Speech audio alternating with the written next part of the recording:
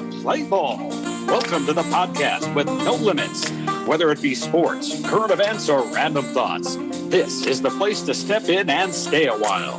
Your host is a proud alumnus of Rio Hondo Prep, a former minor league baseball umpire, and a man with strong opinions. Welcome to the Get Home Safe podcast and your host, Matt Ursuma.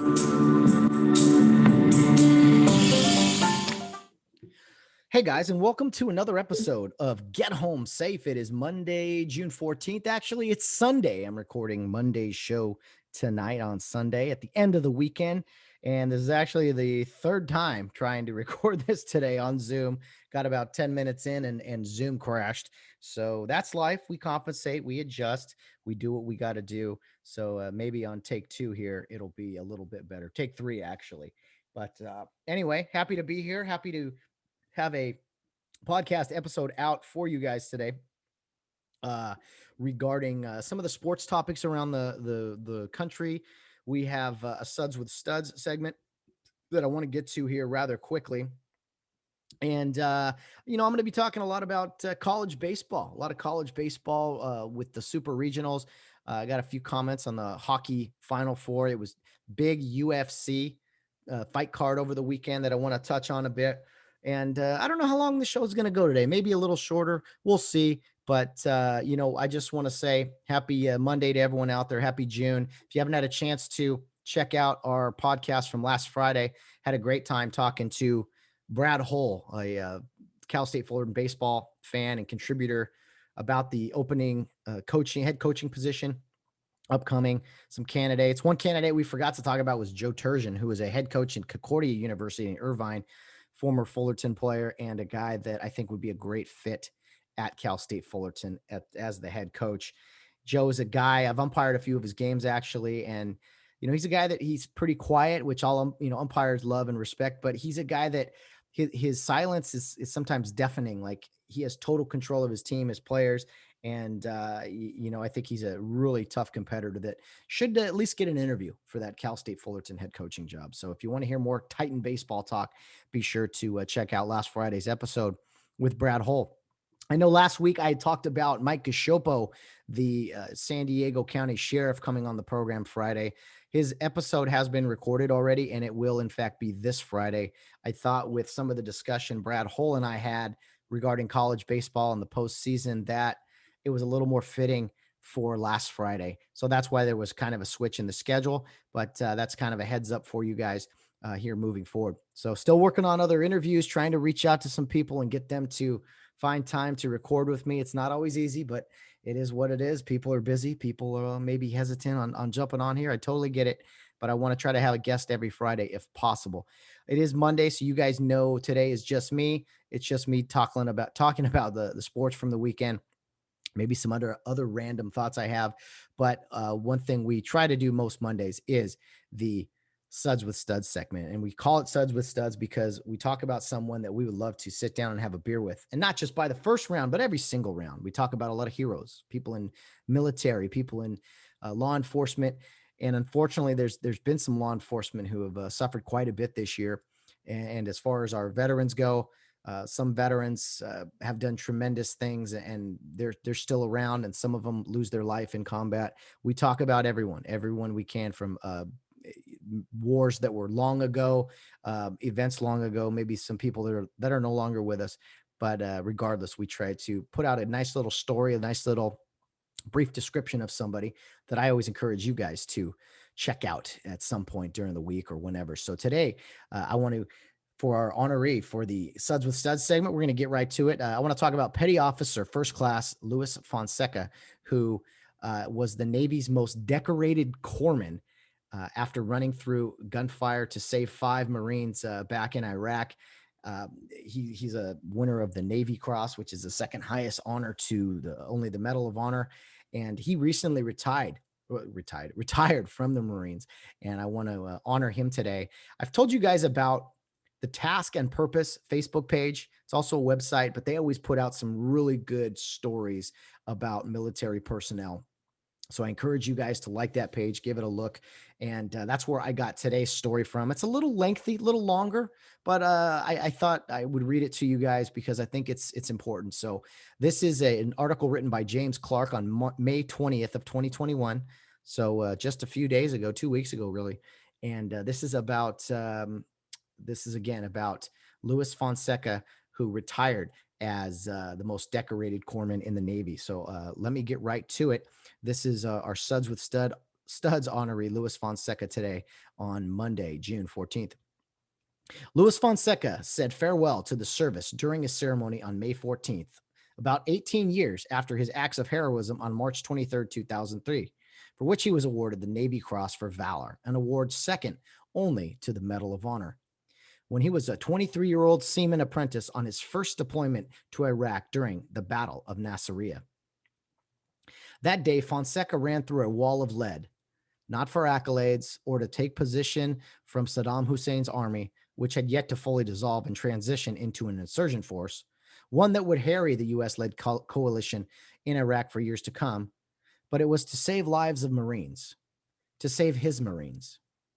The battle, a major one of the onset of the war, pit roughly 5,800 Marines and sailors against a hybrid force of Iraqi troops who relied on a combination of conventional units, from infantry to armor and artillery, and irregular tactics to sow discord and hammer the American forces with salvos of rockets and mortar fire quickly following an ambush. The Battle of Nasiriyah was, in a word, brutal. But the Marines and sailors of Fonseca's unit, Charlie Company, 1st Battalion, 2nd Marine Division, 2nd Marine Regiment, persevered, though it came at great cost. By the day's end, 18 Marines from Charlie Company had fallen, and more lives would be lost before the battle was over, nearly a week later. While assigned to an amphibious assault vehicle platoon and Charlie Company, Fonseca's unit was tasked with seizing a bridge into the city of Nasiriyah. What at first seemed a straightforward mission quickly devolved into violent chaos as all hell broke loose. During the operation, an amphibious assault vehicle called an Amtrak in the Corps was hit by a rocket-propelled grenade and 5 Marines were wounded. Then the call went out, as it has on battlefields many times before and since. Corpsmen up! The job of a corpsman is to go through hell and back for your Marines, Fonseca said in a November 2004 Department of Defense news release. My brothers needed me, so I was going to be there for them. With his weapon in hand, Fonseca grabbed his medical supplies and rushed the still smoldering vehicle. The injured had been pulled from the wreckage and incoming fire rained down. Fonseca quickly established a collection point, an area of relative safety, or as safe as you can make it, where the wounded can be treated. And that was what Fonseca did. He got to work. I noticed I had 2 patients with partial lower leg amputations, one with flash burns to his eyes, and all had shrapnel wounds, Fonseca said in a 2008 Pentagon press release. I applied tourniquets on the 2 Marines with the partial leg amputations and instructed the other Marines around to apply battle dressings on the others that were wounded. As Fonseca tended to the wounded, the battle raged all around him. He knew they couldn't stay where they were during a firefight. Remaining still or static is deadly. In an interview with the LA Times several months after the battle, Fonseca reflected on the fighting and the dangers he faced, saying he recalled thinking, quote, I know there's a bullet with my name on it. I'm going to do my job until I get hit. Fonseca decided to move the injured to another Amtrak that had been designated as a casualty evacuation vehicle for ferrying the wounded away from battle. But as he headed to the other Amtrak to coordinate the evacuation, that too was struck by enemy fire and disabled. Fortunately, reinforcements soon arrived, as did another vehicle to take the wounded. But it was nearing maximum capacity and could take all but 1 Marine. Quote, I picked up the last Marine and carried him to a ditch, Fonseca said. The Marine and I sat in the ditch for about 30 minutes before I could get another vehicle to pick us up and drive us out of there. Eventually, help arrived, and Fonseca handed off his last charge to other waiting Marines and corpsmen. Yet the battle was far from over. Fonseca turned and headed back to the fight, rejoining his platoon and his Marines once more.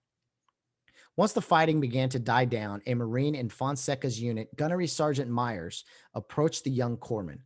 As Navy Times reported in August 2018, Myers had once said to Fonseca, quote, "I'm only going to tell you this once. I don't like corpsmen. Stay out of my way."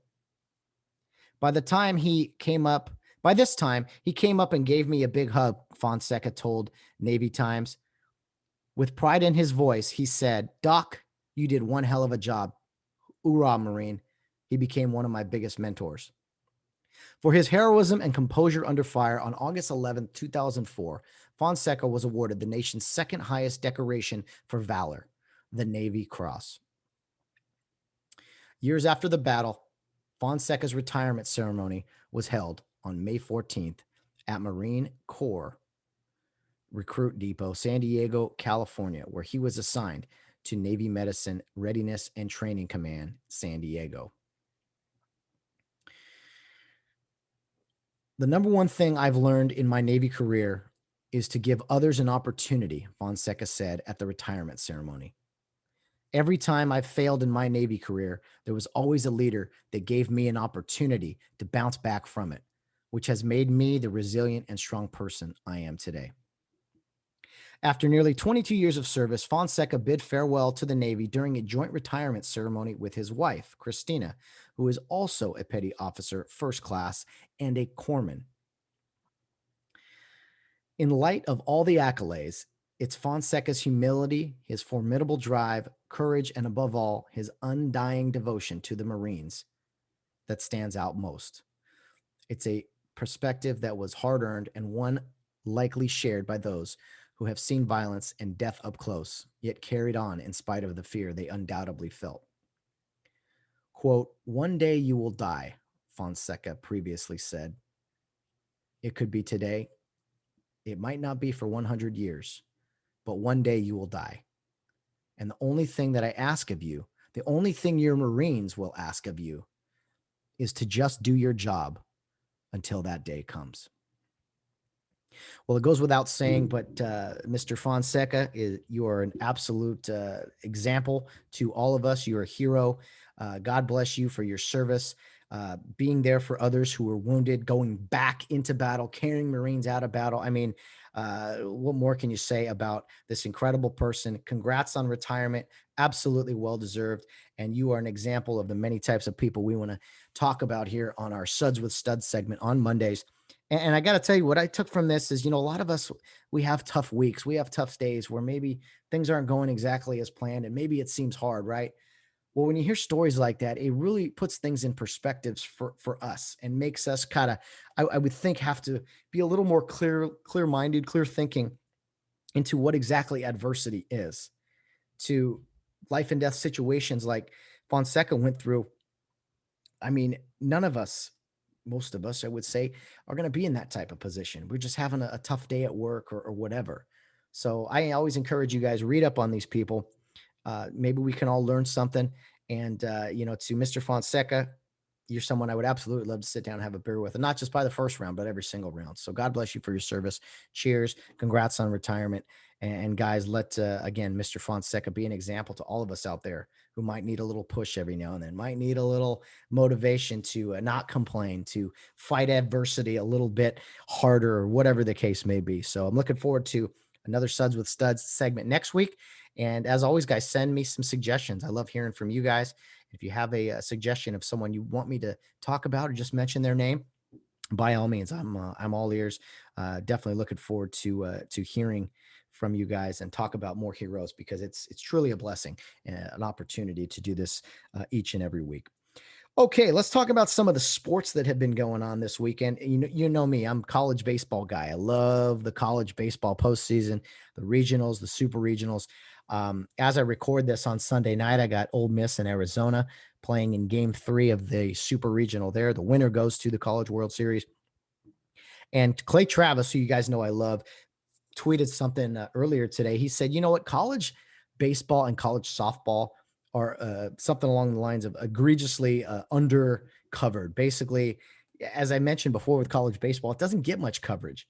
And that's kind of weird. That is, I don't understand why it's not up there with at least college basketball. Maybe not as popular as college football, which I understand, but why it's kind of this lower tier sport.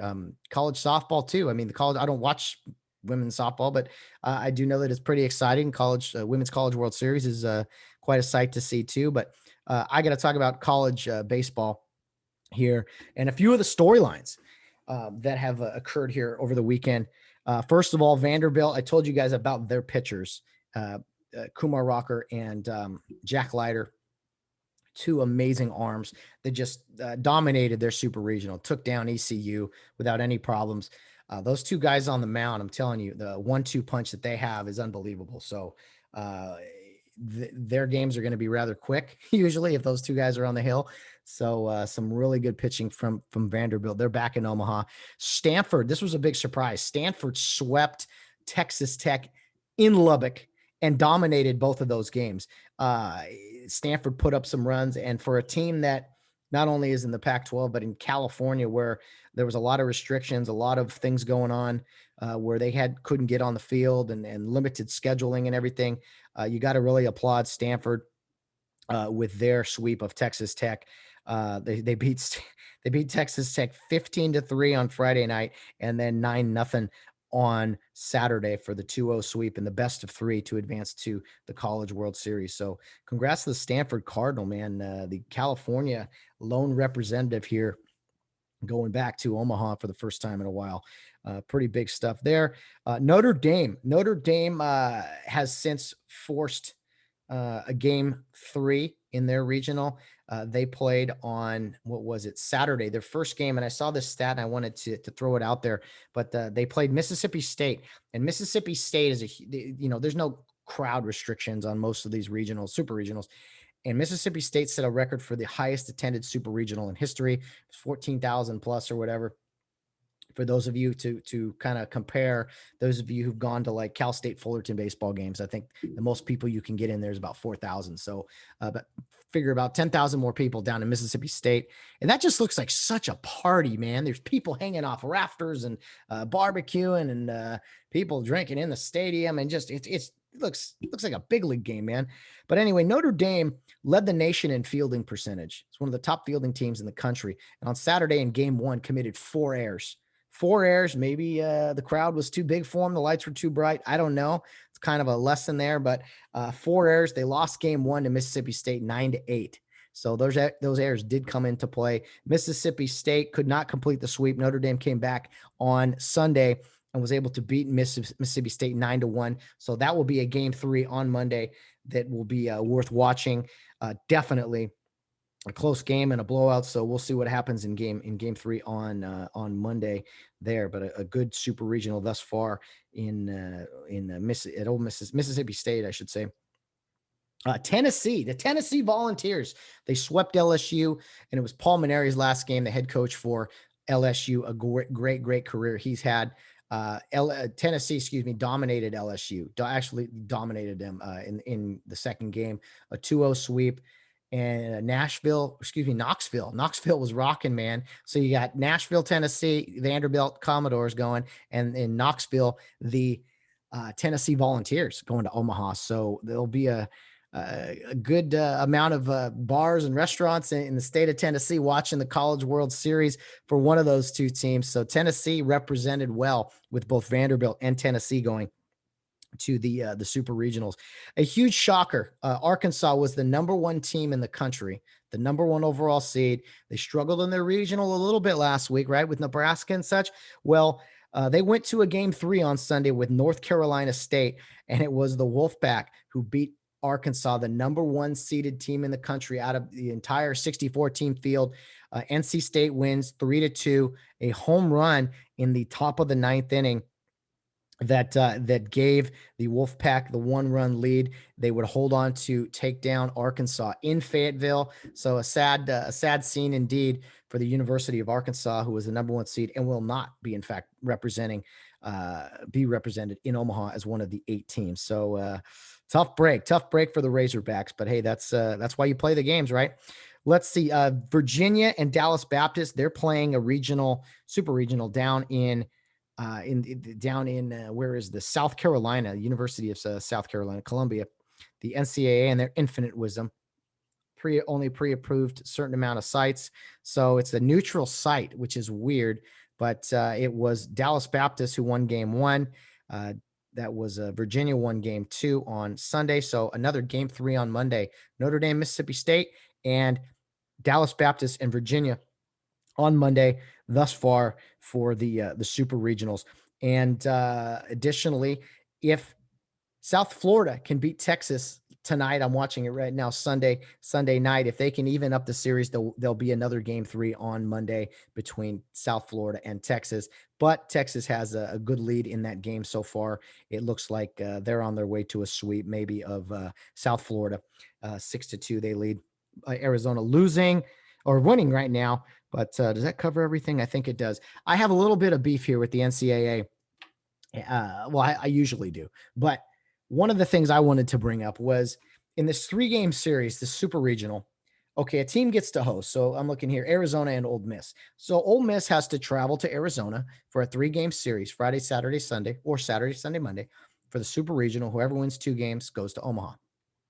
And one of the things they do is they rotate who the home team is. So game 1, the host site, they're the home team. Game 2, the visiting team, they get to be the home team. And then what kills me in game 3 is it's a coin flip. Now, why should a team that doesn't have a chance to host, isn't hosting, hasn't had a good enough season to host their Super Regional, why should they be the home team in a decisive game 3? I don't understand that. Personally, I think if the fact that it's a 3-game series, the home team hosting should just be the home team each time.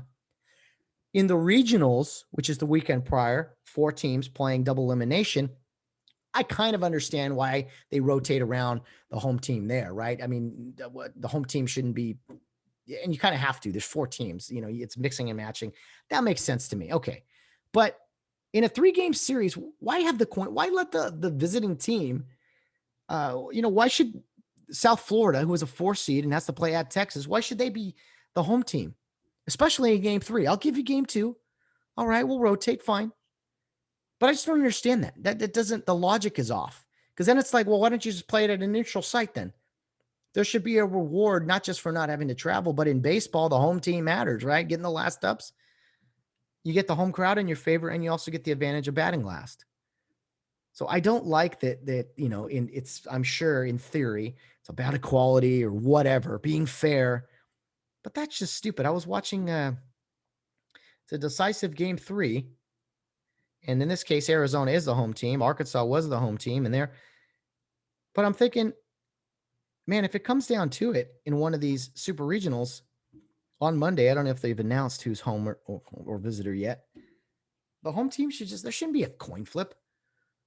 And maybe I've been away from it long enough where that's not the case. But if it is the case, whoever's hosting should be the home team. Come on. Let's not try to overthink things here. So a few teams have punched their ticket to the College World Series. Vanderbilt, Tennessee, North Carolina State, Stanford. Those are the 4 there. And then there's a few more games going on. Maybe we'll know by tonight if 2 teams end up going to Omaha, 2 more teams, but it looks like there'll be 2 game 3s, on Monday that, you get a chance to watch. So for you baseball hungry people out there, there's plenty of more college baseball to watch on a weekday before work, after work, or whatever. So real quick, I wanted to read to you something. And my brother Sam, he came over this weekend. We watched the UFC, and I'll get to that in a second. But he came over and he's, when you started talking college baseball, I just stopped listening. I'm not into that. I'm like, okay, well, fine. I understand. But one of the beauties of running a podcast is I can talk about what I want to talk about. And if, I'm not making any money here or anything, and revenue wise, this and that, like as far as viewership, I want to talk about things that you guys care about, but mainly I want to talk about things that I care about, things that I like. So that's why I chat about things like college baseball and things. But anyway, this one's for you, Sam. I wanted, as we kind of go into the College World Series starting next weekend, I wanted to take a quick look at the history of the College World Series. And kind of honestly, I really do think it's my favorite sporting event. I love March Madness. I love the NFL playoffs. But there's something about college baseball. 8 teams going for a national championship. I don't know. Maybe the product isn't as great as it once was, or someone argue it's better now. You play metal bats, but I don't know. The atmosphere, the environment, I don't think you can beat it. So I do want to list here teams with the most appearances in the College World Series, and I don't think it's that surprising. A few of these teams, but Texas has been to the College World Series the most amount of times at 36. The next closest team is Miami with 25. So these are just appearances in the College World Series, getting to be one of the final 8 teams in the country to play a double elimination tournament to determine who the national championship is. So Texas has a shot to go again this year for the 37th time. Arizona State and Florida State are tied with 22 appearances. Florida State has not yet ever won a national championship, but they've been there so many times, 22 to be exact. And they seem to always be kind of in the mix. Their head coach recently retired a couple of years ago. A true gentleman, Coach Mike Martin, who really has done great things with that program, but they've never been able to get over the hump and win a national title. University of Southern California, 21 appearances in the College World Series. It's been a while for the Trojans, though. It's been a while. Their program has kind of fallen off the map there for quite some time. Oklahoma State has been to College World Series 20 times, and both LSU and Cal State Fullerton have been to Omaha 18 times. Just giving you guys some perspective here of the teams in the basically the big picture of college baseball, the teams that are always there at the end. Arizona has been to Omaha 17 times, Stanford right below them at 16. So Stanford now with 17 because they have won to determine they've won today or yesterday, whatever day it was, to go to their 17th College World Series. So they tie Arizona. Arizona is winning currently. They might win to go to their 18th and join Cal State Fullerton and LSU as members of the 18-time club. Okay, right below that, we have Clemson and Florida have each been to Omaha 12 times, South Carolina 11, and these last 4 teams I'll mention have been to the College World Series 10 times. Mississippi State, North Carolina, Northern Colorado, and Oklahoma. I looked up Northern Colorado because I was like, how in the world did they go to Omaha 10 times? But they had a nice run there in like the 50s into the 60s. So I found that rather interesting. But those are some of the premier programs in college baseball. Some of the names you recognize, some are kind of a little different, like how come they're good in that sport and not others, But a lot of those teams, again, will be back again this year. Now, quickly, I want to mention the teams that have won the most national championships. I said USC went to Omaha 21 times. They actually have the most championships as well, 12. So you think about that, 12 national titles out of their 21 appearances in the College World Series. Pretty impressive. But you got to hear this about USC. The majority of their championships came in the 60s and 70s, all but 3 of them in the 60s and the 70s. So 9 of their championships in that 20-year span. USC hasn't won a national championship in baseball since 1998. Their first national championship was 1948. So for the blue blood program at USC, it's just kind of they're kind of just became this mediocre program now. It's really, really weird. It would be like Alabama just not ever being in a bowl game or national championship picture, or Duke basketball. Who else has run a lot in basketball? North Carolina, Kentucky. It would be like them just vanishing for years, which is kind of what SC has done with their baseball program. But maybe they'll turn it around. I can't see why not. So 12 championships for USC. Texas and LSU are the next closest with 6 each. So Texas and LSU each with 6 gives them 12, which is what SC has. But Texas, their first title was in 1949, and their last one, most recent, was 2005. LSU, they kind of had some really great teams in the 90s, started with a national title in 1991, won 4 titles actually in the 90s, and then won in 2000 and 2009. Arizona State has won the national championship 5 times, although they haven't won it since 1981. They won 2 in the 3 in the 60s, 1 in the 70s, and 1 in the 80s. So it's been a while for Arizona State. They're usually in the mix. They're there towards the end and everything, but haven't won a national title in quite some time. What is that? 40 years. It's been crazy. Cal State Fullerton and Miami and Arizona, each with 4 national championships. Arizona won a few years ago. Yeah, 2012. Miami won most recently in 2001.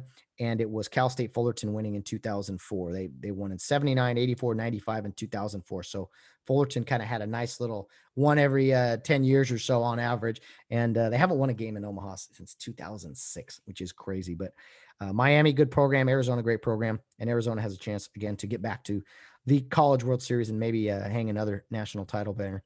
Okay, start to get down to a few less teams here with multiple titles, but Minnesota won the national championship in 1956, 1960, and 64. So 3 titles for the Golden Gophers, 3 titles also for Oregon State, won back-to-back in 2006 and 07, and again in 2018, a few years ago.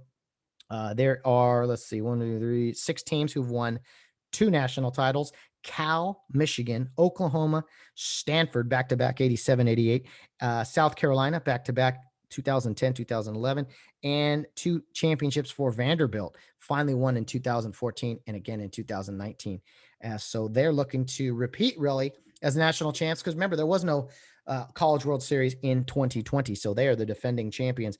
There's a bunch of teams here with 1 national title. I will read them off in really no order or anything, but Holy Cross, Missouri, Wake Forest, Oklahoma State, Ohio State, Wichita State, Georgia, Pepperdine, 1992, beat Cal State Fullerton in a game, in the final game of the College World Series. But Rice, Fresno State, magical team in 2008. I was there, got to see them play. That was unbelievable. UCLA finally getting over the hump in 2013. Virginia in 2015, Coastal Carolina in 2016, and Florida with their first title in 2017. So that's just kind of a rundown of a history of the College World Series that I wanted to talk about because it's my show and I get to do it. So hopefully that gets you fired up a little bit for the college baseball College World Series here. The greatest show on dirt, as they say, in Omaha, Nebraska. So anyway, I talked about the appearances. I think it's stupid that they do a game 3 coin flip. So that's about it. I'll move on from that for now with college baseball. But if there's plenty of games going on, and there's typically, of the 8 teams, there's 2 separate 4-team brackets, and the 4 teams play each other until they're 2 losses, and the other bracket is 4 teams playing each other, and then you'll have 1 winner out of each bracket, and they play in a 3-game series for the national championship. That's how that works. So kind of a repeat of the regional and super regional, but you get about 2 games a day starting, I think, Saturday, the 19th. So for about, I don't know, 10 days, you get big college baseball games that matter, 2 a day generally. Okay, UFC 263 was on Saturday night, and the main event was Israel Adesanya, who is quite the fighter himself. He really dominated his opponent. It wasn't even really close. I'll say this about Israel Adesanya. He's 21-1 now. It was a middleweight title fight. He fought Marvin Vettori, who was a Italian fighter. Israel Adesanya is he's a little cocky for me in this sense. Most fighters, as I've said before, you got to have a little swagger to you. You got to you can talk smack, right? It's the only sport really in combat sports where you can really get away with it, talking smack and this and that. But there was a few things Adesanya did after the fight that I didn't really like. I mean, Adesanya hit Vettori accidentally in the eye poke. He also had a low blow with a kick, and he felt bad, I'm sure, for doing those. But at the end of the fight, he was like making fun of Vettori for those 2 situations. He was like mockingly grabbing his eye and mockingly grabbing his groin that he got kicked low. And I was like, if you don't like the guy, I mean, I don't know. To me, those were illegal shots. You shouldn't be joking around about it. That's just me. I mean, have all the swag and, cockiness you want, but to kind of rub it in like that, one of the things I love about fighting is you see the sportsmanship afterwards. And even when they're shaking hands and Vettori, maybe he thought he won the fight or was in it. Even when the judges' scorecards are being read, Adesanya is like mocking Vettori. Maybe some people love that. It didn't sit well with me. Israel Adesanya is a very talented fighter, super long and lanky. I mean, Vittori took him to the ground a few times, and I thought Adesanya was in trouble, but he squirmed out of it, showed some good ground game. But he is just such a striker, man. He's so long and he can just kick you all day long with those low leg kicks. And anyway, it wasn't all that exciting of a fight for a main event. The best fight of the night, I thought, was the co-main event. It was Brandon Moreno who defeated Diverson Figueiredo, 20-2-1, or now 22-1. And it was Brandon Moreno who won the title, won the belt. And it was really special seeing the raw emotion from him, his family. They came up on this in the octagon to celebrate with him. Good looking family indeed. And I 3 daughters, I think. And, young wife, I think he's 27. I could be wrong. You could just see the joy in their faces. And I love seeing that anytime family celebrates with a champion or in some sport. It's cool, but it's something about fighting. You can just tell all the work, all the emotion that you put into something in training to finally achieve a goal is truly remarkable. So I couldn't believe this, and maybe I'm wrong, maybe I misheard it, but for Moreno to be the first Mexican world champion in UFC, that absolutely shocked me, because there's so many great Mexican boxers, right, who've been champions in boxing. I was like, man, UFC, I guess, and the beauty of the fighting game is it's international, right? People from Brazil, people from America, Canada, the UK, all over Africa. I mean, just so many people, very diverse. It's a very diverse sport. And when I hadn't heard that there hadn't been a Mexican champion yet, that really shocked me. So I don't know if I heard that incorrectly or not, but to Brandon Moreno, God bless you, man. Very sincere emotion out there with his celebration, and congrats to him and his family. The other big fight of the night was none other than Nate Diaz. And Nate Diaz has been a guy that's fought for a long time. I don't pretend to know everything about this sport or all the backstories and everything, but Nate Diaz fought his 34th professional fight in UFC anyway. He did lose. He lost to Leon Edwards, who's now 19-3. It did go the distance, but what a fight it was. Diaz, the dude was just bleeding profusely. I mean, it was unbelievable. It looked like someone took a machete to his head. I think that was what Joe Rogan actually said on the broadcast. But the dude's bleeding all over the place. Looked like he's getting beat up pretty good for 3 or 4 rounds.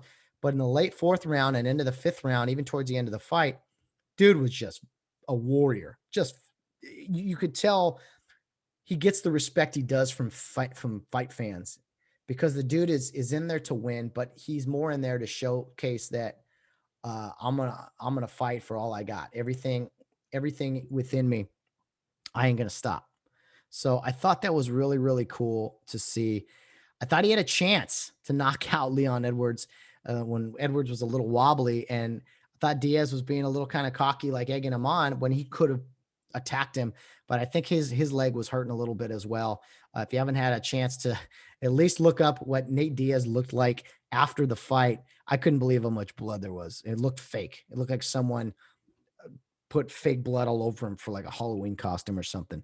But it didn't slow him down too much. He was there battling, and he's definitely worth the price of admission for every time he gets in the octagon. So that was kind of the Saturday night. Got home and watched that fight card, had a good time, and yeah, enjoyed the fight card. The main event wasn't all that great, but it was nice to see UFC again, 263, and it was in Arizona. Same as Florida, same as Texas. Open up, no masks, full attendance. I thought it was awesome. I know they're coming to Las Vegas soon, and man, it's just nice to see every week, little by little. I'm watching games here now, and people out there, full crowds, no masks. I think it's great. Maybe you disagree with me, but I like that we're headed closer to normal than we would for perhaps other times in most recently the past few months. NHL, they are down to their final 4 in the I think they're calling it the Western Conference Finals, or the Eastern Conference Finals. I think they're calling it the Stanley Cup semifinals this year. And that's understandable because of the realignment thing and everything. But anyway, they're down to 4 teams: the Tampa Bay Lightning and the New York Islanders. Islanders took a 1-0 game, 1-0 lead in the series against the Lightning, who, if you remember, are actually the defending champions. Remember last year, it was the Tampa Bay Lightning winning, and then the Tampa Bay Rays going to the World Series, and then the Tampa Bay Bucks. So quite a fun time to be in that region of the country. So they're down 1 game to none so far. The New York Islanders, you almost forget they're there, right? Because of the New York Rangers. And there's also a New Jersey Devils. So the New York area really has a plethora, I'll say, of hockey teams. But the New York Islanders have the lead in that series. So we'll see what happens there. Excited about that. And then in the other semifinal, the Las Vegas Golden Knights, that series starts Monday. They are playing the Montreal Canadiens. So whoever wins those 2 series will meet up in the Stanley Cup Finals starting in, I don't know, a week or so, 2 weeks maybe. So exciting times to see hockey getting down to the wire here. I actually flipped on the 3rd period of the game on Sunday between the Islanders and the Lightning. The Lightning got it within 1 and had a chance with under a minute, but couldn't quite get it done. Arizona putting up some runs here in the Ole Miss Super Regional, or the Arizona Region Super Regional against Ole Miss. Looks like they took a 6-1 lead. Nice. Way to go, Wildcats. You know what I often do? I don't know if you guys do this. When I watch sports, especially college, the first thing I often think of is like a friend of mine who either went to that school or is a fan of this team. Arizona, I think of my buddy Garrett Patterson, who was a former minor league baseball umpire. He went to U of A, and I remember when they won College World Series a couple years ago, he was pretty fired up. Try to think, I don't know, usually West Coast teams. I know someone who went to that college, but I'll think of it in other ways too. Dane Ratasky, my buddy who's been on this podcast, he went to Auburn. He's a guy I think about with Auburn. A lot of people I know who went to USC, UCLA, Jordan Ross. I mean, when I see teams playing, and I know that these guys probably aren't even watching really. Maybe they are, maybe they aren't. But it's just something I do, even the teams I hate. I know a lot of 49er fans, right? And I see that, and or a random Yankee. It could be anything, but that's just something I do. I often look and I'm like, oh yeah, I bet so and so's happy. That's the first thing I think about if I'm kind of neutral on the game. When I flip a game on, I'm like, oh, I bet. What's another example? Anyway, it doesn't matter. But that's what I do when I watch sports. I don't know if you guys do stuff like that. This was some news, not really. It was kind of weird locally. My local high school, not Rio Hondo, but the city I grew up in, Glendora High School. They won the CIF basketball championship. I believe it was Division III. A great basketball program, great history there. They haven't won a title since the early 2000s, I think. So congrats to the Glendora Tartans on winning the CIF basketball championship. Really cool to see. Didn't get to watch the game or anything, but I saw that pop up and I said, all right, way to go, Glendora. I used to go to a lot of Glendora basketball games as a kid, and always fun programs. Some great players who went there. The Murray brothers, Casey Jacobson, just to name a few. And great basketball tradition. So congrats to the Glendora Tartans. I talked last week about my Rio Hondo Prep alma mater, and the girls team was playing in the quarterfinals down in or up in, I should say, Templeton, I believe. The softball team, they went up there and they had been winning a lot of close games, and unfortunately they went up there and kind of got kicked around pretty good. Lost the last game of the season, a playoff game. I think it was like 15-1 maybe, or let me see here just to be exact and accurate. 15-1 to Lompoc up there. Quite a drive. And Rio was taken down. So their season comes to an end. But congrats to the ladies who played well. I'm sure they'll be back next year as hungry as ever and playing in a non-pandemic year. So big things ahead for the softball program at Rio Hondo Prep. So good luck in moving forward. I think I didn't talk about this yet. The college football playoff expansion. I'm rather excited that there is a potential that they are moving to 12 teams. I was going to be fine and satisfied with it expanding to 8 teams, But I like the 12 teams even better because it gives your top 4 teams, it gives them a slight advantage over the lower tier teams that might get in. The Boise States of the world, the Hawaiis of the world, Utah State and Akron, teams like that. It gives them an edge, and rightfully so. The big boys in college football, sure, they should have an advantage because they're so much better than the smaller programs. But I like the fact that it's going to 12. It probably won't go to 16. That'll probably be too much of an expansion. But it gives the top 4 teams that little bye, and then it gives the 12 through 5 seed. They have to play an extra round of playoffs, but hey, if you want to be better, you don't want to play in that round. You got to win. What would that be? 4 playoff games to be a national title. At least you know the road in front of you and what you got to do. I love the idea. It gives the small schools an opportunity. I don't understand why have 130 plus teams in Division I football if only 10 of them really have a chance at winning a national championship. Let's play a real playoff. And yeah, there might be some brutal scores, but you never know, man. I've watched college baseball playoffs the past 2 weekends, and there's been teams I've never heard of who actually even won some games. I mean, South Florida is playing at Texas right now. Imagine if that was a football game, even though Texas hasn't been Texas in a few years. I like the idea of the expansion, and I guess later this week they're going to talk about some of the possible ways in which the expansion will take place. Do you take conference winners? Is it the Power 5 get the automatic first 5 seeds? There's a lot of issues that got to be tweaked and straightened up, but I'm excited for it. It sounds like if this last season taught us anything, it's that maybe football can be played later into December. There's always been those excuses. Well, the students, they have finals. You can't have all these extra weeks of football and this and that. I think with the 4-team playoff and the success that it has had, maybe the college football playoff and college football thinks that this will continue to grow. I think it sure will. I mean, what is it? If you go to 8, it's only one more game for teams that can win a national championship, right?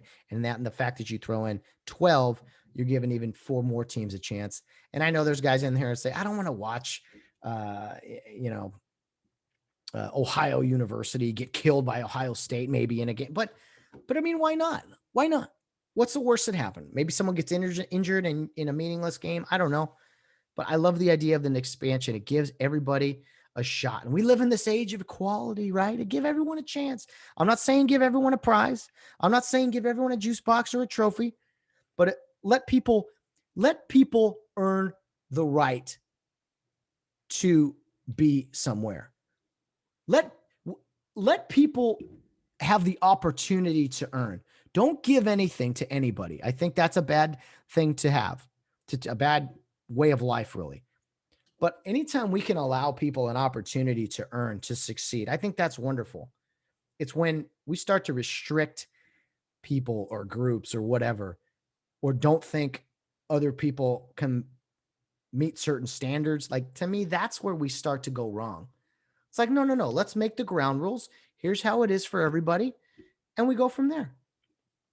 I think it's a great opportunity for more exposure for teams who are, playing in lower conferences, smaller tier conferences. Hey, what if we got a shot? What if we had a chance to play the big boys in the bigger schools in a college football playoff situation? I think it would be great. Yes, the top 3 teams generally are a cut above all the other teams, but I think for teams like 5 through 12, we could see some pretty good playoff games because everyone kind of fits into a group there that I think would be very, very entertaining. So keep your eyes peeled for the college football playoff expansion, the news there coming up this week. I saw in a Major League Baseball game. It's so funny. I think it was against the Dodgers, actually.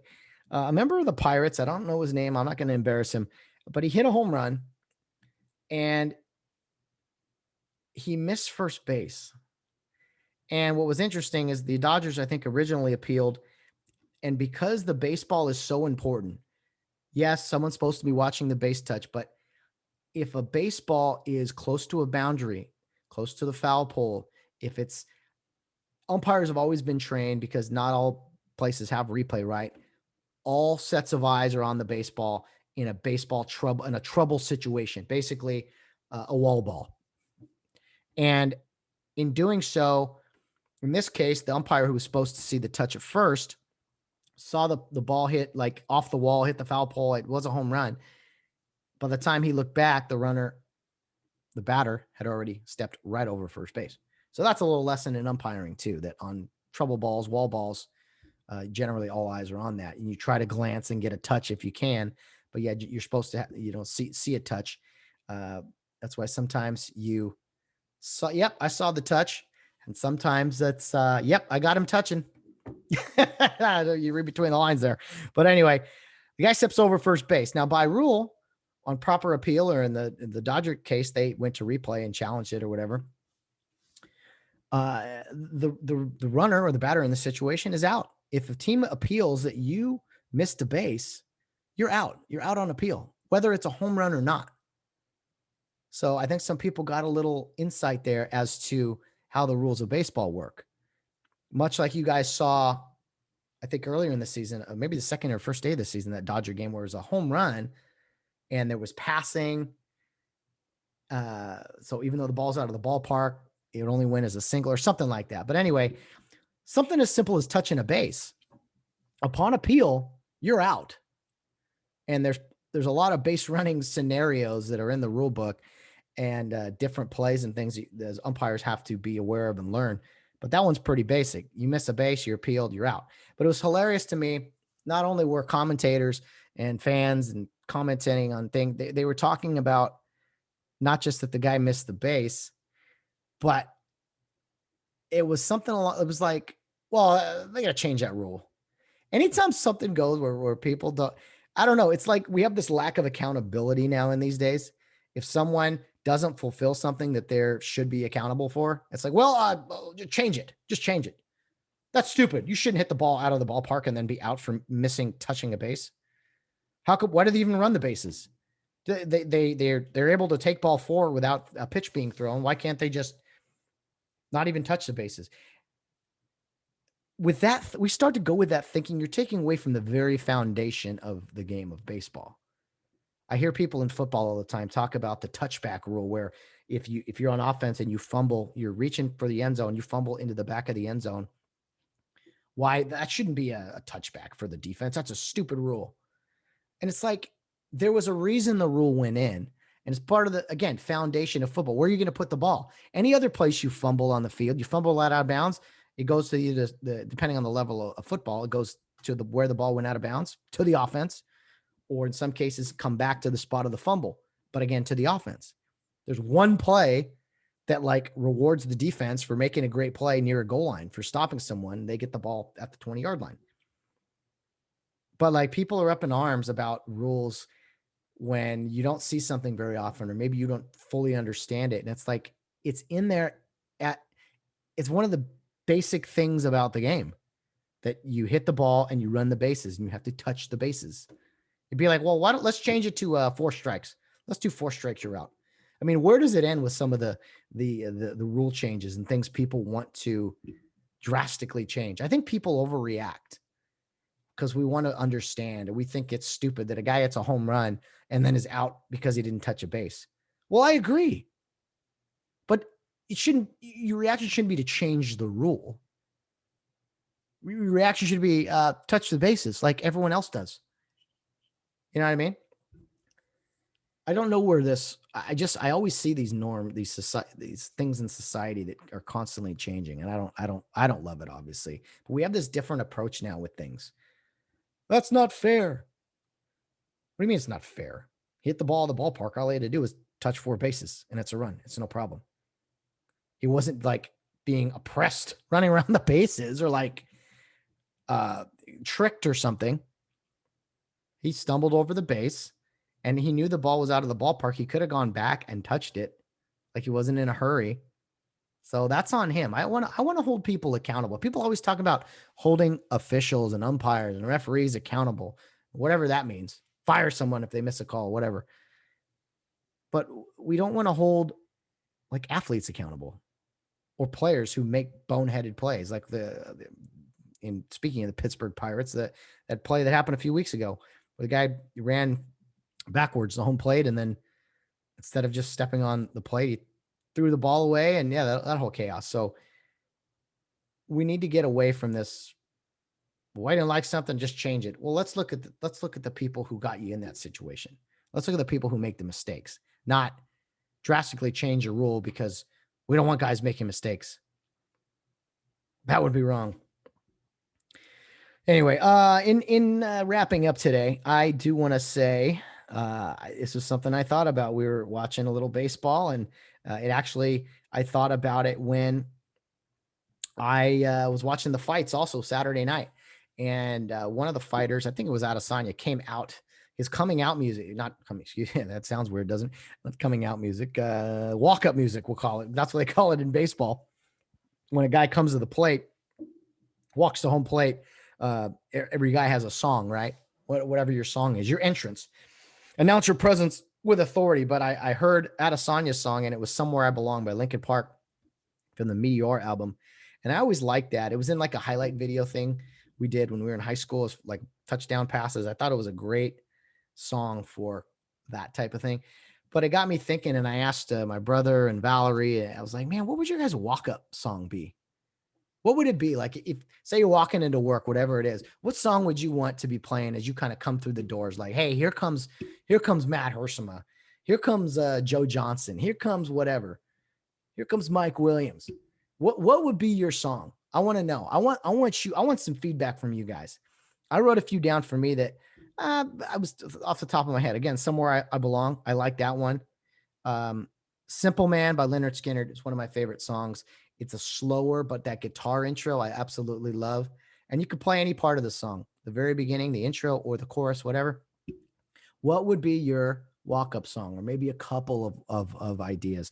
Another one I wrote down was Where the Party At. That has a great little, I think it's guitar intro, the hip hop song. Square Dance by Eminem. The lyrics are not, don't look them up. The lyrics are not good. Very bad lyrics, but the intro is pretty cool. It's got a little country / hip hop vibe to it that I could see kind of walking up towards home plate and hearing that. Now batting for Rio Hondo Prep, Matt Hersema, who's going to strike out in 3 pitches. But what would be your walk-up song? What are some songs for you? You know, I asked you guys a while ago about what are your top sports memories as a fan. I think this could be a fun one. This could be a fun one for some interaction. I'll try to ask Bill Barnes when we record, hey, Bill, what would be your walk-up song? What are a couple? It could be, and it's funny, I think it would be funny the direction people go. Do you go hip hop? Do you go country? Put it this way. I've umpired a lot of baseball games, and every home team has this. Well, most, I should say, where they announce the batter, and that batter, his song plays briefly while he walks to home plate and he's being announced. And I've heard some good ones. I've heard country songs. I've heard hip hop. I've heard rock. I've heard some songs that I heard guy. I was like, me and Todd Carson, there was a song. Who was it was a Cal State Fullerton guy. We kind of liked the song that he walked out to. And it is a nice little weird song that he walked up to, at least that portion of it. We're like, what song is that? And we looked it up, and it was just like absolute deplorable lyrics, and the rest of the song wasn't great. But so it doesn't have to be a great song. It could just be a little brief riff, maybe a song that you find inappropriate even, but it has a good catchy tune that would be appropriate for you walking up to home plate, you know, or coming out of the tunnel as you're about to get in the ring and the octagon and fight. Or in like most of our cases, just when we show up to our job, you know. Sound kind of funny if you're walking up there and your song came on, and okay, now coming into work today in his usual cubicle, doing the same thing he does every day, Mr. Whoever. I think it over, send a few my way. You can have, I don't know, 2 or 3 songs.